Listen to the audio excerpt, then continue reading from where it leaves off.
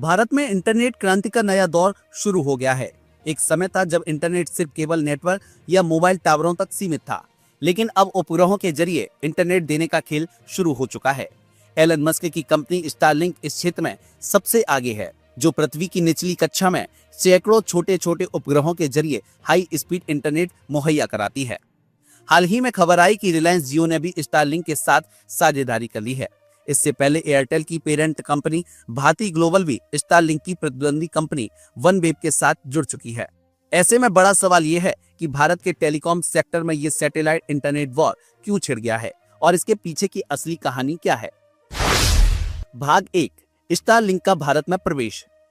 Starlink Bharat में 2021 से अपनी सेवाएं शुरू करने की कोशिश कर रही थी। उस समय एलन मस्क ने स्टारलिंक को लेकर बड़े बड़े दावे किए थे। स्टारलिंक का उद्देश्य था कि भारत के दूर दराज इलाकों में भी हाई स्पीड इंटरनेट पहुंचाया जाए। शुरुआती दौर में स्टारलिंक ने भारत में 5000 से ज्यादा प्री बुकिंग्स ले ली थी, लेकिन भारत सरकार ने स्टारलिंक को बिना लाइसेंस के काम करने से रोक दिया और कंपनी को पहले सभी प्री बुकिंग रद्द करने का आदेश दिया था। स्टारलिंक को भारत में प्रवेश करने के लिए टेलीकॉम लाइसेंस लेना जरूरी था, तब से स्टारलिंक की भारत में एंट्री रुकी हुई थी। भाग 2, एयरटेल वनवेब का दांव। इसी बीच एयरटेल की पेरेंट कंपनी भारती ग्लोबल ने स्टारलिंक के सबसे बड़े प्रतिद्वंदी वनवेब में भारी निवेश कर दिया। भारती ने वनवेब में इतना बड़ा हिस्सा खरीद लिया कि वह कंपनी के मुख्य निवेशक बन गए। वनवेब का सीधा मकसद था स्टारलिंक को भारत में टक्कर देना। वनवेब के साथ एयरटेल के जुड़ने के फायदे। एयरटेल को उन इलाकों में पहुंचने का मौका मिला जहां टावर लगाने में मुश्किल होती थी। वनवेब ने भारत के सरकारी विभागों से लाइसेंस भी ले लिया था, जिससे स्टारलिंक को भारत में और मुश्किलें झेलनी पड़ी। भाग 3, स्टारलिंक के लिए भारत में नया रास्ता। जब स्टारलिंक को भारत में एंट्री में दिक्कतें आईं, तब कंपनी ने रणनीति बदलते हुए भारतीय साझेदार की तलाश शुरू कर दी और यहीं से रिलायंस जियो का नाम सामने आया। रिलायंस जियो स्टारलिंक के जुड़ने के फायदे। जियो के पास भारत के कोने कोने में नेटवर्क का मजबूत आधार है। स्टारलिंक के पास हाई स्पीड सैटेलाइट इंटरनेट देने की तकनीक है। यह गठबंधन भारत के ग्रामीण क्षेत्रों में इंटरनेट क्रांति ला सकता है, जहां अभी तक नेटवर्क कवरेज की समस्या बनी हुई है। भाग 4, मोदी सरकार की डिजिटल इंडिया योजना का असर। भारत सरकार ने डिजिटल इंडिया और गांव-गांव इंटरनेट अभियान को तेजी से आगे बढ़ाने के लिए स्टारलिंक जैसे प्रोजेक्ट्स को हरी झंडी दे दी। इसके पीछे बड़ी वजह थी कि भारत के पहाड़ी क्षेत्रों, रेगिस्तानी इलाकों और दुर्गम गांवों में फाइबर केबल बिछाना बेहद मुश्किल और खर्चीला साबित हो रहा था। स्टारलिंक और जियो के इस गठबंधन से सरकार की डिजिटल इंडिया योजना को काफी फायदा मिलेगा। भाग 5, जियो स्टारलिंक डील के पीछे की असली कहानी। जियो स्टारलिंक की इस डील के पीछे कई बड़े कारण छिपे हैं। नंबर 1, एयरटेल को चुनौती देने की रणनीति। रिलायंस जियो और एयरटेल के बीच भारत का सबसे बड़ा टेलीकॉम युद्ध चल रहा है। एयरटेल के वनवेब से जुड़ने के बाद स्टारलिंक को जियो के साथ हाथ मिलाना जरूरी हो गया था, ताकि भारत के सैटेलाइट इंटरनेट बाजार पर एयरटेल का एकाधिकार न बन जाए। नंबर 2, डेटा केंद्र का खेल। भारत में अब डेटा सेंटर का उद्योग तेजी से बढ़ रहा है।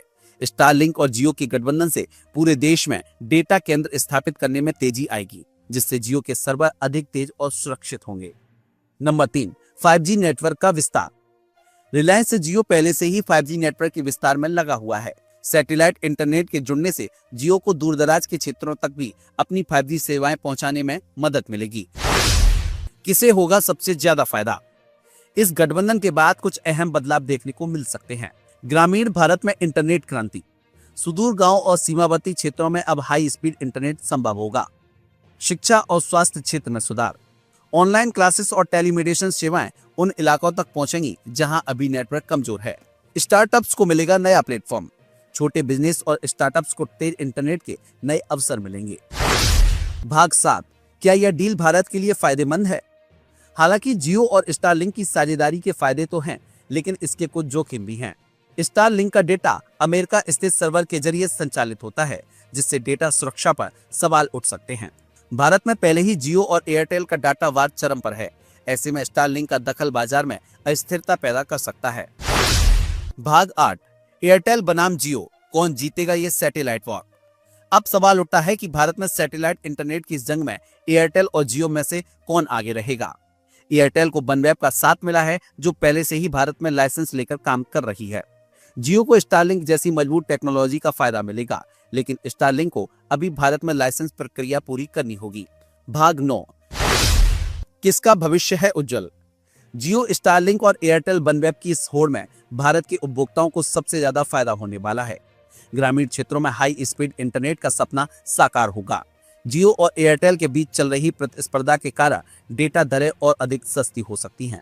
भारत डिजिटल क्रांति में एक नया अध्याय लिखने के लिए तैयार है।